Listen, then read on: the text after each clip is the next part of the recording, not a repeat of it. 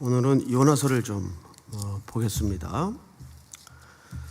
아마 성경에 그 어마어마한 많은 스토리가 있지만 요나서의 이야기만큼 극적인 스토리도 또 없을 겁니다. 그래서 불트만 같은 신학자는 요나서 이야기를 실제 있었던 일이 아니고 하나의 신화다. 뭐 신화에도 교훈이 있지 않겠느냐, 이렇게 뭐 불투명한 소리를 했어요. 이것은 하나님의 리얼 스토리입니다. 자, 그런데 요나서는 굉장히 좀 우리가 그 본의를 찾기가 쉽지 않은 책이에요. 첫 번째 이유가 뭐냐면 우리 뇌리에 너무 확고하게 이 책에 대한 그 선입관을 갖고 있기 때문입니다. 그래서 요나서는 이방 땅을 향한 선교, 이쪽에 뭐 워낙 그 강한 이미지를 갖고 있기 때문에 요나서라는 책을 읽으면서 우리는 자꾸 그 선교적 측면에서만 이 본문을 보기가 쉬운데 그런 측면이 전혀 없질 않겠죠. 당연히 있겠죠. 자, 그런데 우리 이 특별히 요나서 속에도 이 물고기 뱃속에서 바다 밑에서 요나가 기도한 이 장면은 더 우리를 좀 혼란으로 몰아넣습니다. 우선 1장으로 한번 넘어가 볼까요? 1장. 여호와의 말씀이 아미떼의 아들 요나에게 임하니라 이르되, 2절 같이 읽습니다. 시작. 너는 일어나 저 큰 성읍 니느웨로 가서 그것을 향하여 외치라. 그 악독이 내 앞에 상달되었음이니라 하시니라. 우선 우리는 이 2절을 읽으면서 고개를 갸우뚱할 수밖에 없습니다. 왜냐하면 요나는 아수르라는 나라가, 이 니느웨는 아수르의 수도죠.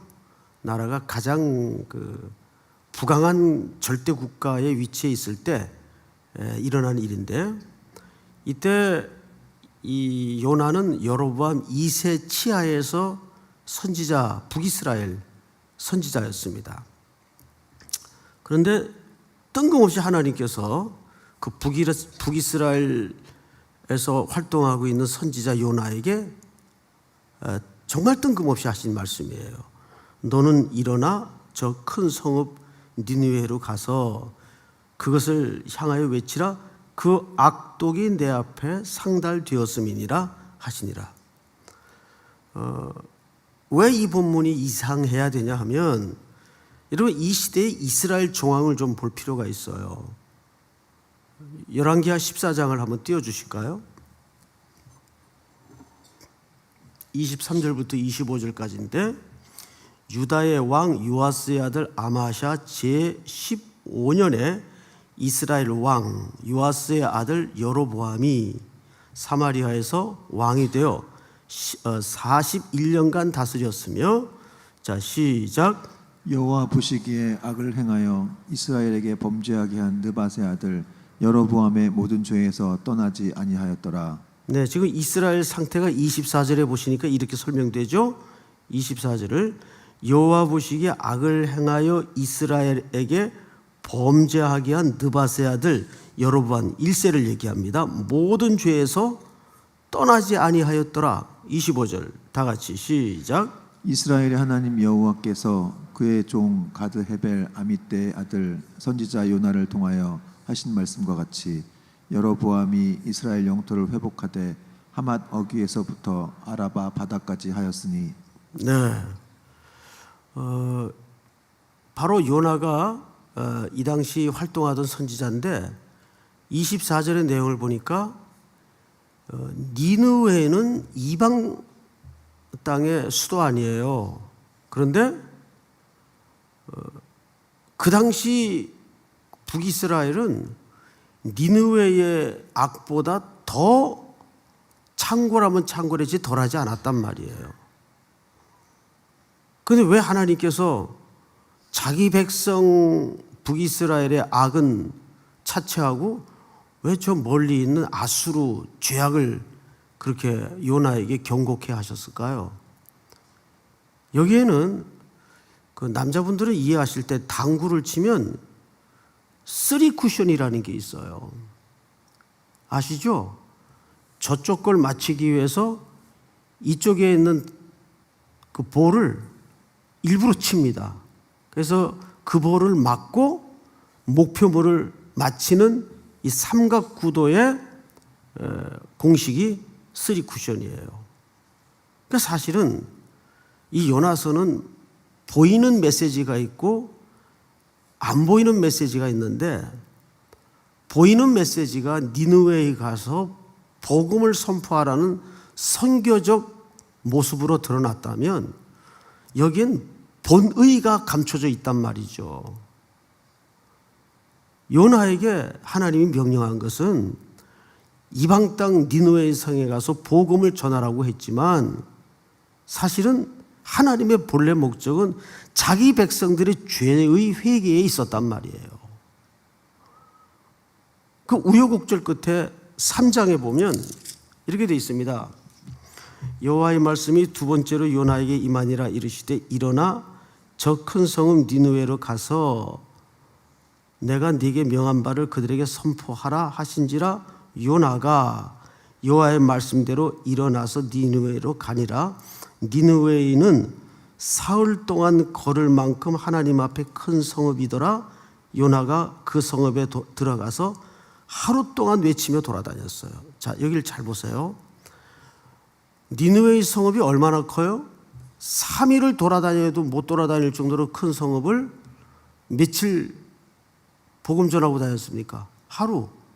이걸 뭐라 그러냐면 겉핥기식이다 그 말이에요.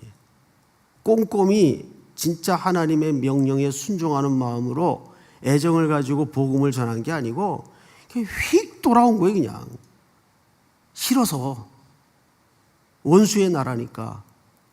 근데 그런데도 짐승까지 막 금식을 시키고 회개를 해요. 누가? 하나님의 백성이 아닌 이방인들이. 이걸 통해서 하나님이 사실은 누구를 야단치고 싶었던 거예요? 이스라엘 백성들을 야단치고 싶었던 거예요. 그러니까 여기에는 보이는 표면적인 메시지가 있고 보이지 않는 표면적인 메시지가 있어요. 그리고 1장으로 다시 넘어가서 이렇게 되어 있습니다. 2절에 보면 너는 일어나, 그리고 니느웨로 가서 이렇게 되어 있어요. 일어나 가서. 그리고 뭐 하라고 되어 있죠? 그것을 향하여 외치라. 이거 요약을 하면 일어나서 부르짖으라고 말해요. 외치라. 그런데 6절을 보니까 정확하게 같은 언어로 표현된 설명 하나가 나오는데 6절 같이 읽겠습니다. 시작. 선장이 그에게 가서 이르되 자는 자여 어찌함이냐 일어나서 네 하나님께 구하라. 네, 일어나서 네 하나님께 뭐 하라? 구하라. 자, 잘 보세요. 2절은 하나님이 직접 요나에게 하신 말씀이에요. 일어나 외치라 그랬어요. 그런데 6절은 누가 한 얘기입니까? 이방 선장이 한 얘기예요. 이방 선장이 일어나서 네 하나님께 구하라. 그러니까 이게 얼마나 사실은 부끄러운 얘기입니까? 그러니까 여기 요나는 누구의 상징이냐면 지독히 말 안 듣고 불순종했던 이스라엘을 상징하는 인물이에요. 하나님이 오랜 세월 선지자를 보내고 또 보내서 경고하고 다 이러고 해도 말 안 들으니까 하나님께서 마지막으로 쓰신 비상한 수단이 이런 방식이었어요. 그러니까 예수님께서는 뭐라 그랬죠? 죄악에 빠진 도시를 향해서, 시대 사람들을 향해서 내가 요나의 표적밖에는 이제 보일 것이 없다. 그 말은 뭐예요? 자기가 죽어야 될 것을 말씀하신 거예요. 요나의 표적은 뭐죠? 물고기 뱃속에 들어갔다가 살아났다는 그런 기적의 차원인 의미가 아니라 불순종의 상징이란 말이에요. 불순종의 상징. 그 불순종한 인생들을 위해서 예수님이 죽으러 오셨다는 메시지를 그렇게 하는 겁니다. 이 요나는 원래 어디로 갔습니까? 원래 그가 가려면 니느웨의 성으로 가야 되는데 요빠 항구에 내려가서 다시스로 가려는 배를 타요. 다시스. 마침 다시스로 가는 배가 있었어요. 이 배싹 차이가 딱 2배입니다, 여러분. 다시스로 가는 배를 타려면 니느웨이로 가는 배를 타는 것보다 2배 배싹을 줘야 돼요. 그러니까 요나는 얼마나 확실하게 불순종할 의도를 갖고 있었는지를 성경 기자가 이렇게 설명하는 거죠. 그러다가 이제 배가 뭘 만납니까? 풍랑을 만나는 거예요. 첫 번째 자막을 한번 띄워주세요. 자, 다 같이 읽겠습니다. 시작. 고난은 하나님이 기도하라는 확성기이다. 예, 고난은 기도하라는 하나님의 확성기예요. 믿습니까? 그 다음에 이제 오늘 본문을 좀 보십시다. 본문 1절. 요나가 물고기 뱃속에서 그의 하나님 여호와께 기도하여 이르되 내가 받는 고난으로. 여기서부터 우리가 마음이 불편해요. 지금 요나는 고난을 받는 겁니까? 고생을 하는 겁니까? 이 고난이라는 것은 적어도 자기가 뭐 복음을 위해 살다가 하나님 말씀대로 순종하다가 그게 고난 아니에요? 그런데 자기가 고난을 받았대요. 뭐 입이 삐뚤어져도 말은 바로 합시다. 하나님이 물고기 뱃속에 집어넣나요? 그가 원래 하나님 명령대로 했다면 지금 어디로 가야 옳았어요? 니느웨이. 그런데 요빠 항구에 내려가서 정반대쪽인 다시스로 가는 배 탔다가 그 배가 풍랑을 만나요. 그리고 이방 사람들한테 야단을 맞죠. 야단 맞는 장면 좀 볼까요? 여러분 10절을 보세요. 10절. 자기가 여호와의 얼굴을 피함인 줄을 알고 그들에게 말하였으므로 무리가 알고 심히 두려워하여 이르되 네가 어찌하여 그렇게 행하였느냐 하니라. 이 참 창피해도 이만 분이지. 이게 누구한테 지금 야단 맞고 있어요? 이방 뱃사람들한테. 너 왜 그랬느냐? 왜 하나님의 낯을 피했느냐? 이 낯을 피하다라는 말은 히브리 뜻으로 임무와 소명을 내려놓았다 그 말이에요. 임무와 소명을 내려놓았다. 그러니까 요나가 지금 기도하면서 2절에 내가 받는 고난으로 말미암아, 이 고난은 자초한 고생입니다. 하나님이 고난을 일부러 만든 분이 아니에요. 자, 그런데 고난으로 말미암아 여호와께 불러 아뢰었더니 고난이 그를 어디로 몰고 갔어요? 하나님께 기도할 수밖에 없는 자리로 몰고 갔단 말이에요. 그러니까 우리가 첫 번째 꼭지를 본 것처럼 고난은 기도하라는 하나님의 확성기예요. 자, 이제 보십시다. 스올의 뱃속에서 부르짖었더니 주께서 내 음성을 들으셨나이다. 3절 다 같이 시작. 주께서 나를 깊음 속 바다 가운데 던지셨으므로 큰 물이 나를 둘렀고 주의 파도와 큰 물결이 다 내 위에 넘쳤나이다. 이게 이제 유명한 1절서부터 10절까지 2장 전체가 요나의 물고기 뱃속에서의 기도인데 역시 지금 내용도 동의할 수 없는 게 하나님이 물고기 뱃속에다 바닷속에다 요나를 던진 게 아니죠. 자기가 자초한 걸음에 뱃사람들이 던짐으로써 바닷속에 이 지경을 겪고 있는 겁니다. 그러니까 원인이 하나님께 있는 게 아니에요. 근데 요나는 기도 속에서 뭐라 그러죠? 하나님이 그렇게 했다고 이야기를 합니다. 그 인간의 속성 중에 하나가 뭐냐 하면 남 핑계 아니면 하나님 핑계 되는 게 원래 인간의 속성이에요. 자, 또 볼까요? 4절 내가 말하기를 내가 주의 목전에서 쫓겨났을지라도 다시 주의 성전을 바라보겠다 하였나이다. 5절 다 같이 시작. 물이 나를 영혼까지 둘러싸우며 기품이 나를 애워싸고 바다풀이 내 머리를 감쌌나이다. 내가 산의 뿌리까지 내려 갔사오며 땅이 그 빗장으로 나를 오래도록 막았사오나 나의 하나님 여호와여 주께서 내 생명을 구덩이에서 건졌나이다. 자, 여러분, 요나의 이야기를 들어보면 일관된 패턴 하나가 있어요. 이상하게 계속 내려갑니다. 나중에 바다 밑바닥까지 내려가게 되죠. 그는 욥바로 내려가고 배 밑으로 내려가고 바다 밑으로 내려갑니다. 계속 내려가요. 이것이 요나의 이야기 속에 눈치채기 어려운 요나의 패턴이에요. 계속 내려가요. 그래서 그 바닥을 침으로써 하나님을 향하여 부르짖도록 하나님 앞에 앉히는 거예요. 첫 번째 꼭지가 뭐였어요? 고난은 기도하라는 하나님의 확성기이시다. 그러니까 우리가 어려움이 닥쳐질 때마다 우리가 제정신을 차리고 그때서야 기도하게 되잖아요.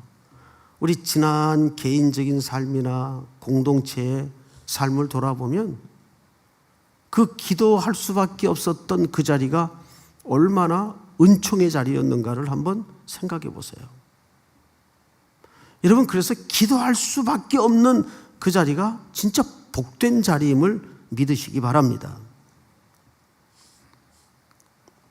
7절을 한번 같이 읽어보십시다. 7절 시작.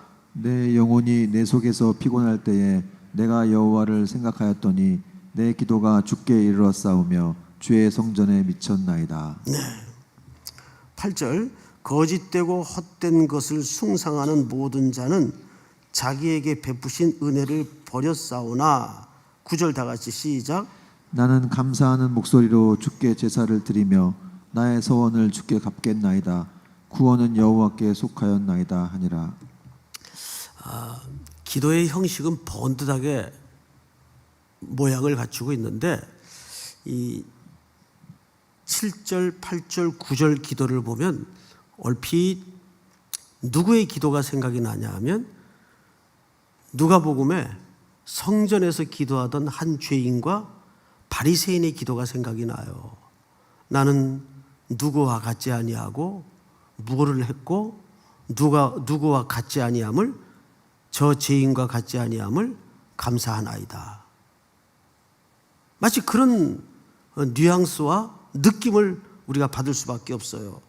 볼까요? 8절 거짓되고 헛된 것을 숭상하는 모든 자는 자기에게 베푸신 은혜를 버렸사오나 나는 감사하는 목소리로 주께 제사를 드리며 나의 서원을 주께 갚겠나이다. 구원은 여호와께 속하였나이다. 여기 내용을 보면 여러분, 요나가 근본적으로 보이지 않는 게 하나 있어요. 진짜 회개가 없어요. 자기 지금 이 불순종의 걸음을 통해서 바다 밑바닥까지 내려간 혹독한 자기 성찰과 자기 회개가 없습니다. 그런데 더 이상한 것은 10절입니다. 여호와께서 그 물고기에게 말씀하시며 요나를 육지에 뱉어놨어요. 토하니라. 그러면 이 요나의 바다 밑에서 건져 올려 물고기가 토해버린 이 결과는 요나의 기도와 인과관계가 있어요, 없어요? 에? 없어요, 사실은. 어디 회개한 데가 있어요? 여러분, 이거를 우리가 이제 복잡한 시어로 표현되어 있기 때문에 자세히 지금 살펴볼 시간이 없지 이 내용을 꼼꼼히 보면 요나는 여기에 근본적인 회개가 없어요. 볼까요? 4장 1절을 한번 보세요, 여러분.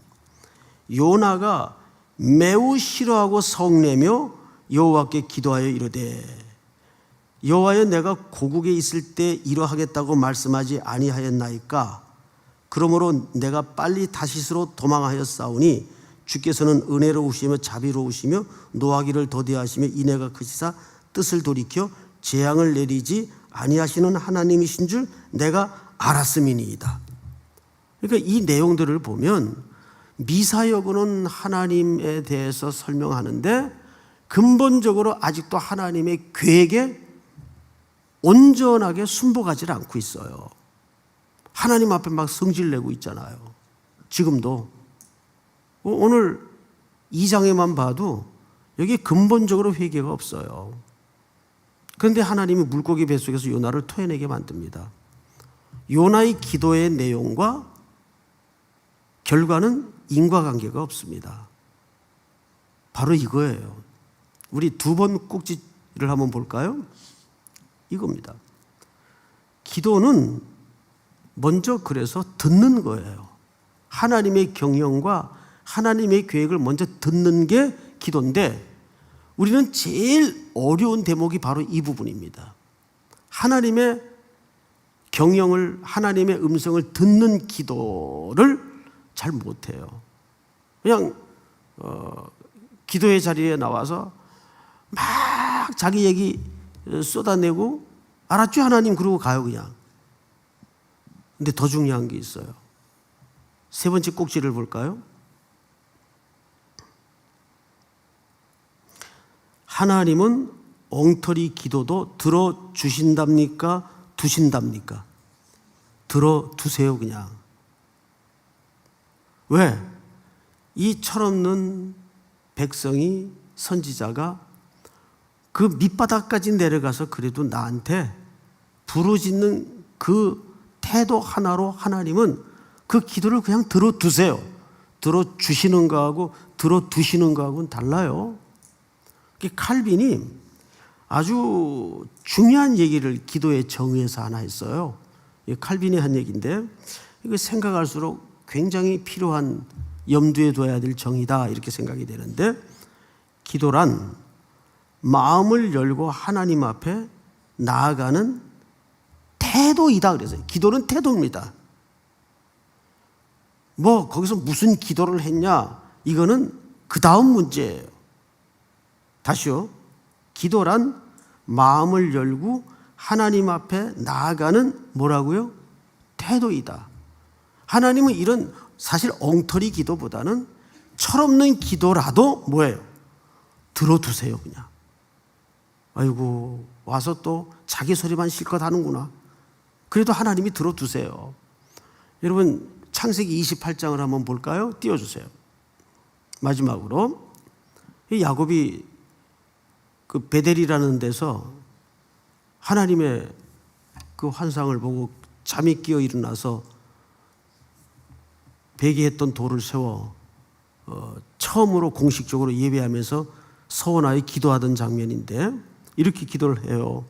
야곱이 서원하여 이르되 하나님이 나와 함께 계셔서 내가 가는 이 길에서 나를 지키고 먹을 것과 먹을 떡과 입을 옷을 주시어 내가 평안히 아버지 집으로 돌아가게 하시오면 여호와께서 누구의 하나님이 된대요? 이런 엉터리 기도가 어디 있어요? 그런데 하나님이 이 기도를 들어두셨어요 그냥. 너 왜 기도를 그따위로 하냐?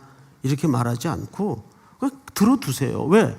이때는 야곱이 이제 하나님에 대해서 겨우 강아지 눈 뜨는 시기이기 때문에 이 기도도 그냥 하나님이 들어두시는 거예요.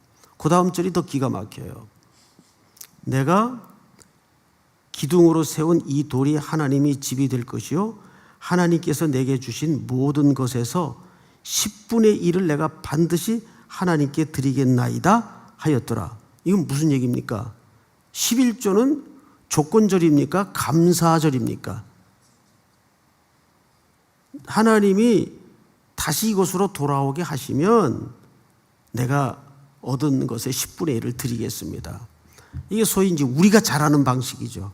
하나님 이번에 뭐 해결해 주시면 제가 하나님 앞에 11조 그동안 밀렸던 거 다 일시불로 드릴게요. 뭐 이런 거죠 쉽게 얘기하면. 이 야곱의 기도는 성경의 많은 기도의 예문 중에서도 우리가 읽어도 참 한심스러운 기도예요. 그런데 하나님이 이 기도를 그냥 들어두세요. 여기에 은혜가 있는 겁니다.